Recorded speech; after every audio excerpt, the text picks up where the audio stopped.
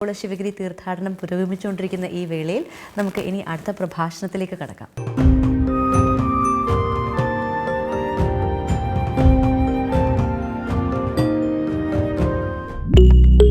സ്വാഗതം ചെയ്യാം ഏറെ ആദരവോടുകൂടി 88ാമത് ശിവഗിരി ആഗോള ഓൺലൈൻ തീർത്ഥാടനത്തിലെ ശാസ്ത്ര സാങ്കേതിക പരിശീലന സമ്മേളനത്തിലേക്ക് ഹിന്ദി മറാഠി ഭാഷകളിൽ സംവേദിക്കുവാൻ പ്രൊഫസർ ചന്ദ്രശേഖർ നേനെ.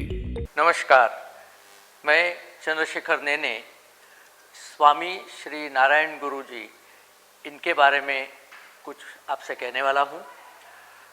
उसी समय मुझे स्वामी जी ने जो क्रांतिकारक कदम उठाए थे, और ये आज की बात नहीं है, 1855 में उनका जन्म हुआ था और उनका पूरा जो कार्य का महत्वपूर्ण समय है वो 1880 से लेके 1928 तक था. और उस समय में उन्होंने जो क्रांतिकारी कदम उठाए थे उनके बारे में भी आपसे कुछ कहना है. हमारे देश में यद्यपि संतों की भूमि है, ये भारत ये संतों की भूमि है. हमारे देश में कई सौ बड़े बड़े महान संत हुए हैं, लेकिन इन सारे संतों में स्वामी नारायण गुरु जी जो केरला में जिनका कार्यकाल व्यतीत हुआ, केरला, कर्नाटक और तमिलनाडु ये तीनों स्टेट्स में जिनका कार्यकाल व्यतीत हुआ, वो एक तरह से एकदम यूनिक है. यूनिक है इसका मतलब ये कि बाकी के संत जो है वो ज़्यादातर के अध्यात्म से ज़्यादा जुड़े हुए थे, और अध्यात्म से मनुष्य का उन्नयन कैसे हो, मनुष्य को अध्यात्म का अच्छी तरह से उपयोग करके अपनी मुक्ति कैसे प्राप्त हो, इसके लिए उन्होंने अपना जीवन व्यतीत किया था. लेकिन स्वामी नारायण गुरु जी की एक विशेषता ये रही कि ये तो सब उन्होंने किया ही, उन्होंने खुद आत्मबोध पा लिया, लोगों को, अपने शिष्यों को, अपने साथ वाले सब लोगों को आत्मबोध किस तरह से मिले इसकी उन्हें चिंता ज़रूर थी. लेकिन इससे भी बढ़कर उन्हें जो चिंता थी, ये जो समाज था उनके आजू बाजू में, उस समाज की जो परिस्थिति थी वो बड़ी डिफ़िकल्ट थी. उस समय अंग्रेज़ों का शासन भारत पे मजबूत होते जा रहा था.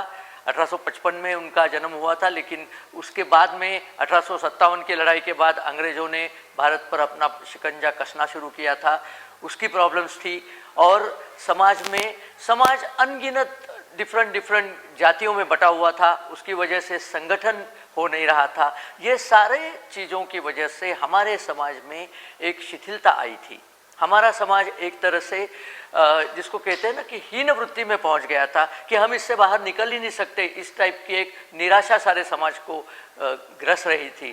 तो इससे समाज का उन्नयन कैसे किया जाए, इस पर स्वामी जी ने बहुत गंभीरता से विचार किया, और इसके लिए उन्होंने उपाय भी सुझाए. इस मामले में ये स्वामी जी बाकी संतों से काफ़ी अलग है.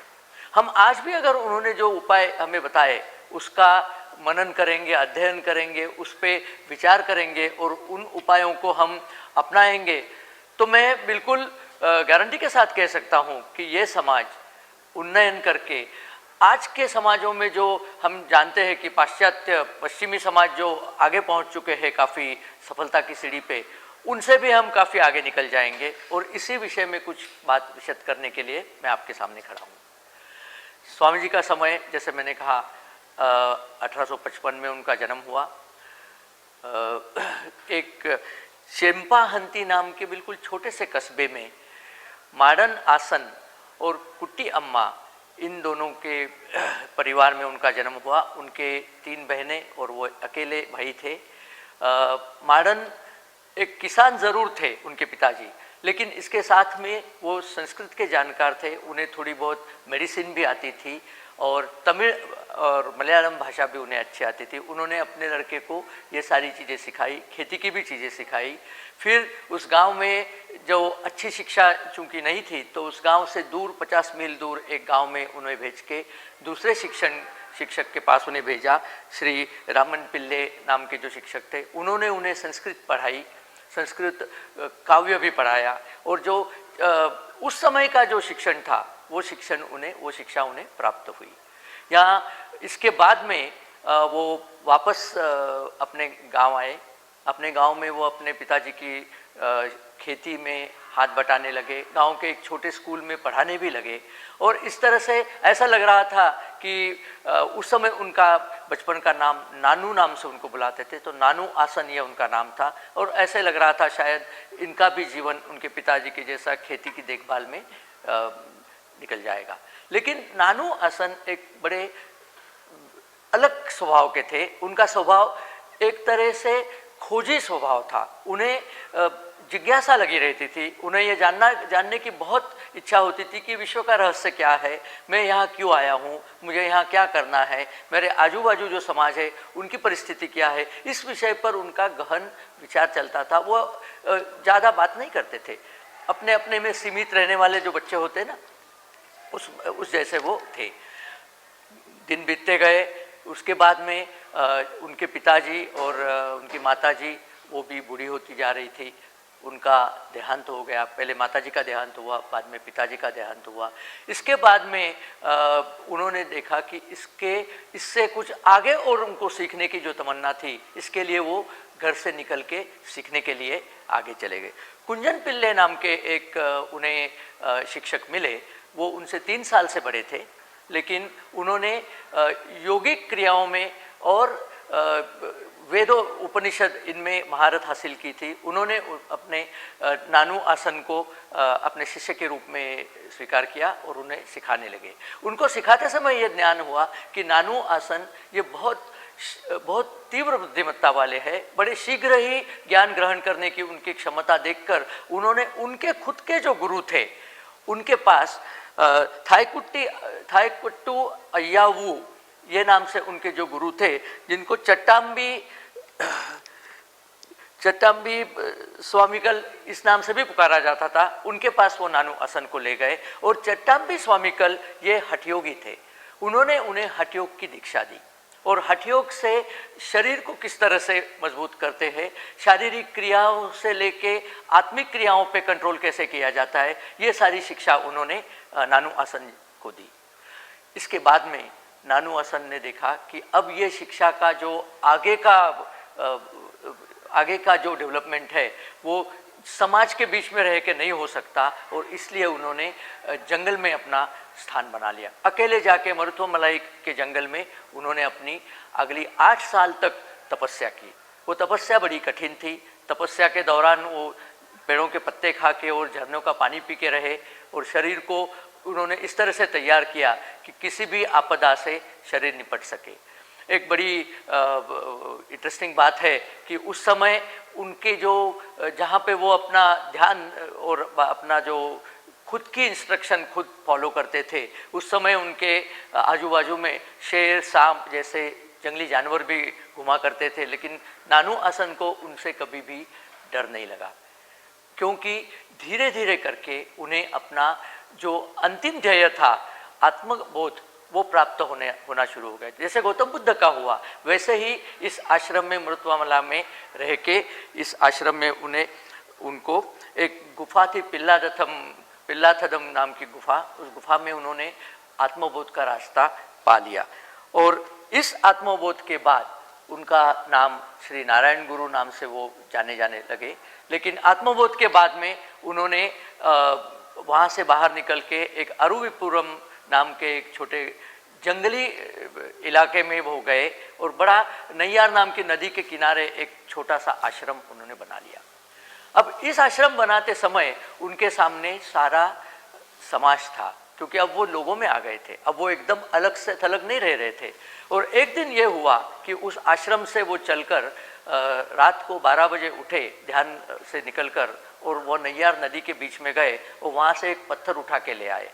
वो पत्थर थे शिव जी का शिवलिंग था, उसको उठा के ले आए और एक छोटा सा उन्होंने मंदिर जैसा कंस्ट्रक्शन किया था। वहाँ पे वो पत्थर उड़ा के 3 घंटे तक खड़े रहे, आंखों से आंसू झर रहे थे, वो पूरी तरह से समाधि अवस्था में थे। और उसके बाद में उन्होंने उस पत्थर की वहाँ स्थापना कर दी और ये उन्होंने कहा ये शिव मंदिर है। अब देखिए ये स्थापना सुबह 3 बजे हुई और शिव मंदिर की स्थापना करने के बाद वहाँ के जो बाकी गण थे गांव के, वहाँ के जो नंबूदिर ब्राह्मण थे, उन्होंने कहा ये स्थापना तो ठीक नहीं है, क्योंकि 2 चीज़ें हैं, एक तो आप ब्राह्मण नहीं है और दूसरा ये मुहूर्त सही नहीं है। उन्होंने कहा कि ये भगवान, ये शिव मेरा शिव है, इसलिए मैं इसकी स्थापना करूंगा। और दूसरा उन्होंने एक बड़ा सटीक उत्तर दिया, उन्होंने कहा बच्चे की जन्म पत्री उसके जन्म के बाद में देखी जाती है, आप पहले से ही कहाँ देख रहे हो।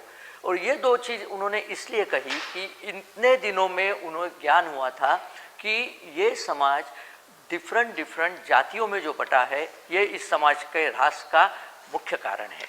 अब ये कहने की ज़रूरत इसलिए पड़ गई कि एड़वा करके जो जाति थी उस समय, वो एड़वा जाति से स्वामी नारायण गुरु जी थे, और नंबूद्री ब्राह्मण उस समय की जाति व्यवस्था में एड़वा जाति का स्थान नंबूद्री ब्राह्मण की जाति से नीचे था। लेकिन स्वामी जी ने जिन्होंने आत्मबोध पा लिया, उसे कोई जाति होती ही नहीं है, साधु की न पूछो जात, ऐसे हमारे इसमें लिखा है कि जात न पूछो साधु की। तो उन्हें ये ज्ञान हुआ, चूँकि वो जो शेर चीते और सांपों के साथ में भी उन्होंने गुजारा किया था, उन्होंने ये देखा कि मनुष्य प्राणी छोड़ के दूसरे किसी भी प्राणी को अपने जैसे प्राणी के लिए कोई डिफरेंट भेदभाव नहीं है। मतलब ये कि प्राणियों में कोई जाति होती नहीं, मनुष्य भी तो प्राणी है, मनुष्य में जाति होने की क्या जरूरत है। तो उन्होंने ये ज्ञान पाया कि एक मनुष्य, एक जात, एक भगवान, यही सत्य है, बाकी सारी चीज़ें मिथ्या है, बाकी सारी चीज़ें मनुष्यों ने अपने भलाई के लिए शायद तो तैयार की गई है, ये गलत है। और उन्होंने अपना सारा जीवन इस ज्ञान पर बिताने का निश्चय कर लिया। और इस ज्ञान के साथ में उन्हें ये भी पता लगा था कि जातियों में बटा हुआ समाज चूंकि संगठन नहीं कर पाता, इसलिए समाज का उत्थान नहीं हो सकता, सामाजिक शक्ति एकजुट नहीं हो सकती, और एकजुट न होने के कारण समाज पिछड़ा रहता है, और पिछड़ा ही रहता चला जाता है, और कोई दूसरा आके जो इनसे ज़्यादा संगठित हो वो इस समाज पर अधिकार जमा लेता है। और ये तो हो ही रहा था। उस समय मैंने जैसे कहा कि अंग्रेज़ों के शिकंजे में कसते जा रहे थे, और हम पूरा हिंदुस्तान का समाज निद्रिस्त पड़ा हुआ था, जातियों में बटा हुआ था। तो स्वामी जी ने ठान ली कि यहाँ मैं जहाँ पर हूँ, मतलब उस समय केरला आप कहो या तमिलनाडु कहो या कर्नाटका कहो, वो तो घूमते रहते थे, पारिव्राजक थे। तो उन्होंने कहा यहाँ तो मैं अपना जो प्रिंसिपल मैंने खोजा है, मुझे जो प्रतीत हुआ है कि एक प्राणी, एक धर्म, एक जाति और एक भगवान, इसका मैं अभी वहन करूँगा। और उन्होंने इस टाइप की अपनी भूमिका सारे समाज के सामने रख दी और समाज की एकजुट करने में लग गए। होता जैसे आगे चलते गए, उन्होंने फिर आज का जो त्रिवेंद्रम है, तिरुवनंतपुरम, उससे आज के तिरुवनंतपुरम से 7 माइल दूर एक शिवगिरी नाम की जगह है। तो शिवगिरी में उन्होंने एक मंदिर बनाया और वहाँ अपना मुख्य स्थान उन्होंने तैयार कर लिया। 1903 की बात है। उस समय उन्होंने शिवगिरी में एक संस्था की स्थापना की, क्योंकि उन्होंने ध्यान हुआ कि संगठन के बिना सब अधूरा है। उन्होंने संस्था की स्थापना की, SNDP, श्री नारायण धर्मपालन योगम, धर्मपालन योग, SNDP, ये धर्मपालन योगम, ये संस्था उन्होंने तैयार की। और इस संस्था की स्थापना करने के बाद इस संस्था के लिए, संस्था तो तैयार की, उससे करना क्या है, तो ये जो मैंने अभी बताया, एक धर्म, एक जाति, एक मनुष्य प्राणी और एक भगवान, ये जो उनका विचार था, उस विचार का समाज के बीच में प्रसार करना उन्होंने शुरू किया। और ये प्रसार बढ़ता गया, समाज को इसका ज्ञान हुआ। उन्होंने काफ़ी किताबें भी लिखी। वो किताबें लिखने के बाद आत्मबोध षटकम नामक एक बहुत अच्छी उन्होंने काव्य किताब लिखी, जिसमें उन्होंने अपनी सारी फिलॉसफी, अपना सारा तत्वज्ञान लोगों के बीच में बांटना शुरू किया। इसके आगे और टाइम चलता गया। 1927 में उन्होंने उनके कुछ शिष्यगणों ने शिवगिरी में एक नया उपक्रम चलाया। उन्होंने कहा हम शिवगिरी में यात्रा शुरू करते हैं। उस शिवगिरी यात्रा को शिवगिरी पिलग्रिमेज कहा जाता है। और इस यात्रा से हम सारे समाज के बीच में जाके अपना जो तत्व ज्ञान है वो समाज को बांटेंगे और समाज को एक लाने में हम तैयारी करेंगे। तो स्वामी जी ने उसको आशीर्वाद दिया। उस यात्रा के दौरान में उन्होंने कहा कि एक थोड़ी सी मैं आपको नियम यात्रा के लिए बताता हूँ कि यात्रीगण 10 दिन तक खुद को शुद्ध करेंगे, सारे काया वाचा मन से लेके खुद को शुद्ध करेंगे। और यात्रा में चलने के लिए वो पीले रंग के कपड़े पहनेंगे। ये जो मेरा पीले रंग का जो शाल मैंने पहना है, इस रंग के कपड़े पहनेंगे, क्योंकि ये कपड़े जो है गौतम बुद्ध ने भी पहने थे। और इन कपड़ों का मतलब ये है कि आप समाज के भलाई के लिए जा रहे हो, आपका खुद का कोई मोह नहीं है। लेकिन एक चीज़ उन्होंने ज़रूर कही, ए वेरी प्रैक्टिकल सेंट, ये अत्यंत वास्तववादी संत थे। उन्होंने कहा इसके लिए नए कपड़े मत खरीदो, इसके लिए रेशम का पीला साजो सामान मत खरीदो। हमें इस तरह से करना है कि हम यात्रा में बहुत भीड़ इकट्ठा होगी, भीड़ इकट्ठा होने से जीव जंतुओं का खतरा रहता है, कुछ इन्फेक्शन का खतरा रहता है। तो आपने सफ़ेद कपड़े आपके हल्दी के पानी में डुबोई है, और हल्दी के पानी से उसको जो रंग चढ़ेगा उतना रंग काफ़ी है। हल्दी से डिसइंफेक्शन भी होगा और आप चलते जाएंगे। आपकी यात्रा खत्म होने के बाद कपड़े वापस धो के आप पहले जैसे पहन सकते हो। A very practical saint. लेकिन इस शिवगिरी पिलग्रिमेज के दौरान उन्होंने 8 विषयों पर अपने मत रखे, और इन 8 विषयों के बारे में आज मैं आपको बताने जाने वाला हूँ। सारे 8 विषयों के बारे में बताने के लिए तो मेरे पास टाइम नहीं है। आज हमारे उसके जो महत्वपूर्ण 1-2 विषय है उसके बारे में हम बात करेंगे। पहले बता कर ले कि 8 विषय क्या थे। पहला विषय था शिक्षण, एजुकेशन। दूसरा था क्लीनलीनेस, शुद्धता, शारीरिक क्लीनलीनेस, मानसिक क्लीनलीनेस, शारीरिक शुद्धता, मानसिक शुद्धता। तीसरा था भक्ति, भगवान के प्रति आपको श्रद्धा और भक्ति की भावना होनी चाहिए। चौथा था संगठन। मैंने जैसे कहा कि स्वामी जी को एक ज्ञात हो गया था कि संगठित अगर समाज नहीं है तो समाज से कुछ कार्यवाही नहीं हो सकती, वो समाज पिछड़ता चला जाता है, इसलिए संगठन बहुत महत्वपूर्ण था। अब जो इसके बाद के विषय है वो इन श्री नारायण गुरु जी को बाकी संतों से अलग करते हैं। उनका एक विषय था खेती। अब कोई संत खेती के बारे में बोले ऐसा तो हमने कभी सुना नहीं था, लेकिन इन्होंने देखा था कि अधिकतर लोगों का जीवन यापन खेती से होता है और बचे हुए लोगों का पोषण खेती से होता है। तो खेती जैसा महत्वपूर्ण समाज के लिए कोई दूसरा सब्जेक्ट हो ही नहीं सकता। इसलिए खेती किस तरह से सुधारी जाए, खेती से क्या लेना है, खेती में किस तरह से मेहनत करनी है, इसके बारे में हमें थोड़ा ज्ञान पाना है। और जैसे हम आज के दिन में हम रिसर्च से बात करते हैं, लेकिन इसके बारे में हमें रिसर्च करना है। लेकिन खेती अलग, तो खाली धान उगाने से तो खेती पूरी नहीं होती। खेती का धान कहीं बेचना पड़ता है, कहीं कुछ चीज़ें खरीदनी पड़ती है, तो व्यापार भी उतना ही इम्पोर्टेंट है। तो उन्होंने कहा खेती के बाद में सबसे इम्पोर्टेंट चीज़ हमें देखनी है व्यापार कैसे सुलभ हो। आज हम ग्लोबल बिजनेस और ये सब मॉडल कहते हैं, उस समय 1927 में स्वामी जी ने ये सब विचार रखे हैं कि ट्रेडिंग जिसको कहते हैं व्यापार, ये भी बहुत महत्वपूर्ण है, इसको भी करना है, इस व्यापार को भी सही ढंग से करना है। उसके बाद में उस समय से लेके आज भी केरला बहुत प्रसिद्ध है हस्तकौशल की चीज़ों के लिए।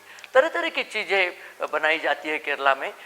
वुड को कार्विंग करते हैं, हाथीदांत की कार्विंग केरला में काफ़ी फेमस थी, चंदन के लकड़ी की कार्विंग थी, और ऐसे अनेकानेक चीज़ें बनाते हैं। तो ये भी एक उत्पन्न का जरिया है, जो स्किल हाथ है उनको कुछ काम मिलेगा, उन काम से उनका जीवन यापन होगा। तो हैंडीक्राफ्ट ये भी उनका एक महत्वपूर्ण विषय था। लेकिन इसके बाद का जो विषय है, जो 1927 में किसने कहना, यही एक अनूठी बात है। उसके बाद का विषय है टेक्निकल नॉलेज, तंत्र ज्ञान, तांत्रिक ज्ञान। और इस ज्ञान की ज़रूरत उन्हें महसूस हुई। यही कहलाता है कि उनकी आंखें चौकन्नी थी, उन्हें समाज का पूरा पता था, उन्हें यह भी समझ में आ रहा था कि अंग्रेज़ों का इस देश पे राज क्यों हो रहा है। इस सारी चीज़ों को देख के उन्होंने सोचा था कि ये सब करना बहुत ज़रूरी है, हमें टेक्निकल नॉलेज मिलना ज़रूरी है। अब ये नॉलेज जो है ना, नॉलेज को हमारे संस्कृत में विद्या कहते हैं। अब मैं थोड़ा सा इस नॉलेज के ऊपर बोलना चाहता हूँ, क्योंकि टेक्निकल नॉलेज आज भी इस देश को कुछ चीज़ अगर उभार सकती है तो ये 8 चीज़ों पर सही मायने से ध्यान देना, 8 चीज़ों का अपने जीवन में सम्मिलित करना। हमें जीवन किस लिए चाहिए, हमें करना क्या है, हमारा ध्येय क्या है, इसमें ये 8 चीज़ों पर हमें ठीक से ध्यान देना पड़ेगा। और उसको देख के अगर हम देखें कि हम इस देश की कुछ हम देश की जनता है, हमें देश के प्रति कुछ कर्तव्य है, वो कर्तव्य निभाने के लिए हमें ये 8 चीज़ों पे ध्यान देना पड़ेगा और अच्छा व्यक्ति बनना पड़ेगा, अच्छा नागरिक बनना पड़ेगा। तो ये किस तरह से किया जाए, इसमें से 8 चीज़ों पे तो मैंने जैसे कहा मैं आपको अभी नहीं बता सकता, क्योंकि समय की इतनी बहुतायत नहीं है। लेकिन टेक्निकल एजुकेशन, इस पर मैं कुछ कहना चाहता हूँ। इसकी 2 वजह है। एक तो जैसे मैंने कहा टेक्निकल एजुकेशन एक बहुत महत्वपूर्ण चीज़ है, ये तो इस देश को उबारने का एक जरिया है। और दूसरा एक ये है कि मैं खुद टेक्निकल एजुकेटर हूँ। मैं कंप्यूटर इंजीनियर था, मैंने काफ़ी काम टेक्नोलॉजी में किए हुए हैं, मैं टेक्नोलॉजी के स्टूडेंट्स को पढ़ा भी चुका हूँ। तो किस तरह से टेक्निकल एजुकेशन की जाए इसके बारे में मैं थोड़ा कुछ अनुभव से कहता हूँ। बाकी कुछ जो है स्वामी जी के जो मैंने पढ़े हैं पुस्तक, स्वामी जी के विचार जो पढ़े हैं, उन विचारों को लेके मैं टेक्निकल एजुकेशन के बारे में अब कुछ बताना चाहता हूँ। जैसे मैंने कहा एजुकेशन को हमारे संस्कृत में विद्या कहते हैं। तो हमारे यहाँ विष्णु पुराण में एक छोटा सा मंत्र है, वो मंत्र ये कहता है कि सा विद्या या विमुक्त है। विद्या क्या होती है, नॉलेज क्या होता है? नॉलेज ये होता है जो इंसान को मुक्त कर सके।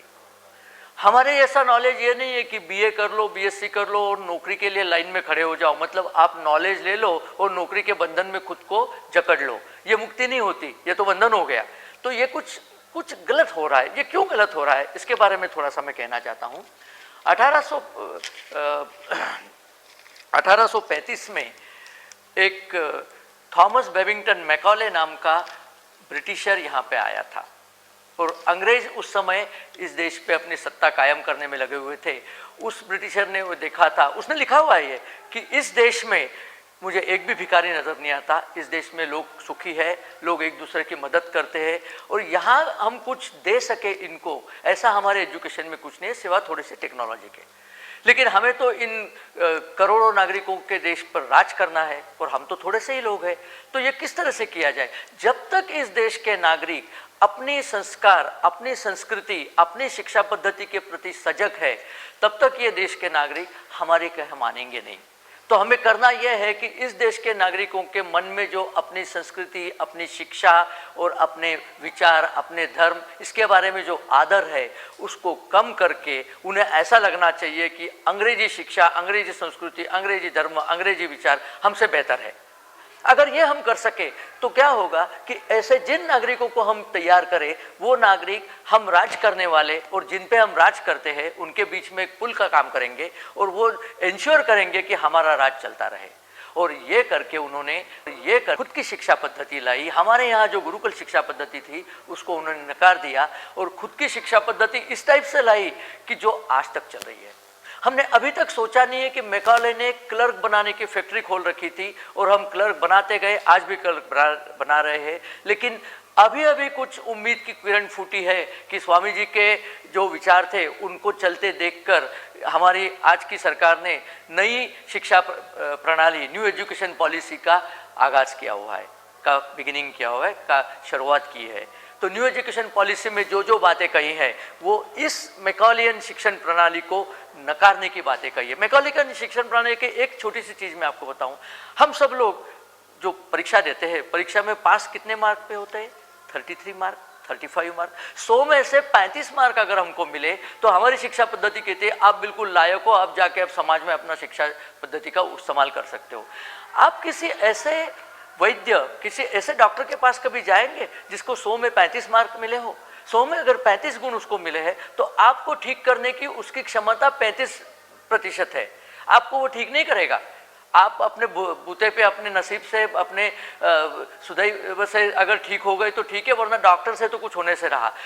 ऐसी शिक्षा पद्धति जो 33% को पास करती है, यह शिक्षा पद्धति, इस गुरुकुल शिक्षा पद्धति इस धरती पर कभी भी नहीं थी। ये मैकॉले की देन है, क्योंकि उनको तो सिर्फ 33% वाले क्लर्क ही चाहिए थे। करते रहो 33% वाले क्लर्क। इसको नकारने की ज़रूरत है। दूसरी चीज़ जो नकारने की ज़रूरत है, हमारे टेक्निकल एजुकेशन में बहुत सी किताबें लाते हैं। मैंने खुद चूँकि पढ़ाया है, मैं पढ़ता हूँ, मैंने पढ़ी है, पढ़ाया है। किताबों के बाहर लेके आते हैं, उसको पढ़ो और पेपर दो।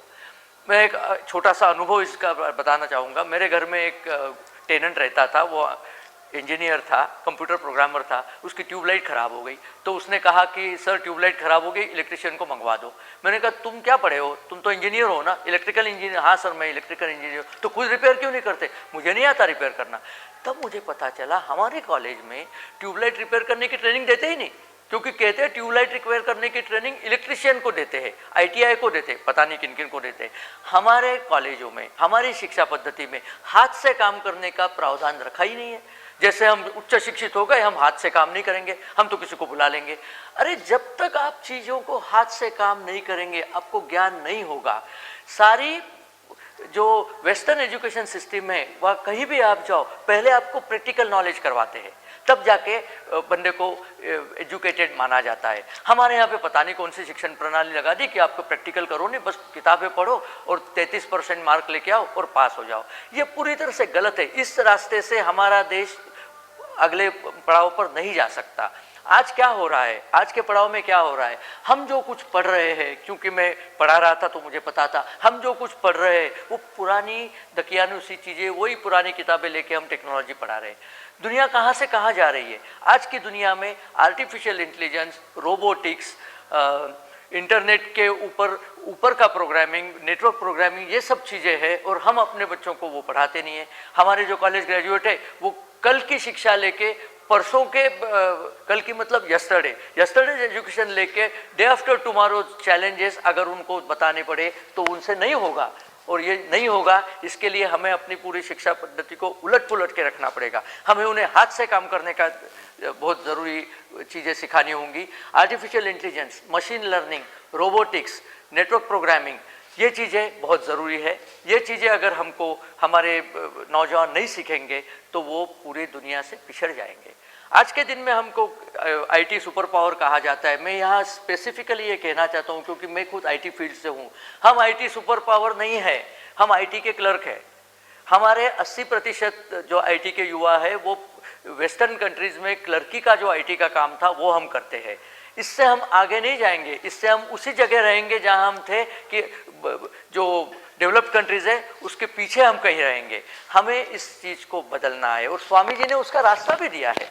स्वामी जी ने दिया है कि पहले आप क्यों पढ़ रहे हो वो देखो, आपको फ्री होना है, इस देश को मुक्त कराना है। देश तो अभी स्वतंत्र है, आप कहोगे इसको क्या आप मुक्त कराओगे, लेकिन दकियानु से विचार पद्धति हमारी जो है, इस विचार पद्धति से हमें खुद को मुक्त करना है। हमें जो देशों की जो श्रृंखला है उस देश में लीडिंग पोजीशन लेनी है, हमें आगे चलना है और इसके लिए हमें नई चीज़ें ईजाद करनी पड़ेगी जिसको इनोवेटिवनेस कहा जाता है। स्वामी जी ने जब देखा आजू बाजू में क्या प्रॉब्लम है तो वो किसी किताब के पीछे नहीं गए कि किताब में इसका क्या सोल्यूशन लिखा है। आज के प्रॉब्लम का सोल्यूशन कल की किताबों में सहसा मिलता नहीं है, उसके लिए हमें सोचना पड़ता है, उसके लिए इनोवेट करना पड़ता है और ये इनोवेशन स्वामी जी ने किया। उन्होंने कहा ये जो 8 चीज़ें मैंने आपको बताई, संगठन महत्वपूर्ण है, शिक्षा महत्वपूर्ण है, टेक्निकल एजुकेशन महत्वपूर्ण है, हैंडीक्राफ्ट का मतलब क्या है, हाथ से काम करो, अपने हाथ को सबल बनाओ, हाथ को कुशल बनाओ और कुशल हाथ और सजग जो माइंड है, सजग मन और कुशल हाथ, इनसे जो चीज़ बनेगी वो चीज़ आपको दुनिया के कतार में आगे ले जाएगी। फिर आप किसी के पीछे नहीं जाएंगे, फिर लोग आपके पीछे आएंगे और ये करना बहुत ज़रूरी है। और इसके लिए स्वामी जी ने 1927 में हमें ये सब ज्ञान दिया हुआ है। इसको लेके हमें अपनी शिक्षा प्रणाली बदलनी है, इसको लेके हमें अपनी विचार पद्धति बदलनी है। हमें इस देश में लोगों को एक करना है और इस एक करने के लिए हमें एक मनुष्य, एक धर्म, एक जाति और एक भगवान, इस पे चलना है। एक धर्म बहुत इंपॉर्टेंट है। स्वामी जी ने कहा है कि धर्म अलग हो ही नहीं सकते क्योंकि धर्म का अगर उद्देश्य एक भगवान को पाना है तो अलग होने से रहे, अलग होने का कोई सवाल ही नहीं पैदा होता। उन्होंने इस पर शास्त्रार्थ किया था, क्रिश्चियनों से शास्त्रार्थ किया था, मुस्लिमों से शास्त्रार्थ किया था। उन्होंने एक ऑल रिलीजन कॉन्फ्रेंस करी थी। इसके पहले की ऑल रिलीजन कॉन्फ्रेंस हमको पता है 1893 में, जहाँ विवेकानंद जी ने जाके शिकागो में अपना प्रसिद्ध भाषण दिया था, वो कॉन्फ्रेंस करी थी। उसी की जैसी कॉन्फ्रेंस स्वामी जी ने केरला में करी थी और सारों को बुला के ये सिद्ध करके दिखाया था कि वास्तव में सारे धर्म एक है, सारे धर्म का उद्देश्य भी एक है कि मनुष्य समाज की धारणा करना, मनुष्य समाज को प्रगति पे ले जाना और इस धर्मों में झगड़े की कोई ज़रूरत नहीं, इनको हमें स्वीकारना है। ये सब जो आज चीज़ें मैंने आपको बताई, इन चीज़ों को हमें स्वीकारना है। क्लीनलीनेस, शुद्धता की जो उन्होंने बात करी, आज कोरोना में हमको सबको पता चल रहा है कि क्लीनलीनेस का इंपॉर्टेंस क्या है, इसके पहले तो था ही नहीं। ऐसे ऐसे चीज़ें जो आज हमें ज़रूरत है वो तब बता के गए, उसको हमें लेके आगे चलना है। और जब हम इसको लेके आगे चलेंगे तब देश को सुस्थित पाएंगे, तब हम फख्र से, अभिमान से कह सकेंगे कि हम भारत देश के नागरिक हैं और भारत जो है विश्व गुरु है, दुनिया से 10 कदम आगे चलने वाला देश है। और वो दिन ज़्यादा दूर नहीं, अगर हम इन रास्तों पे चलेंगे तो ऐसा सब होगा।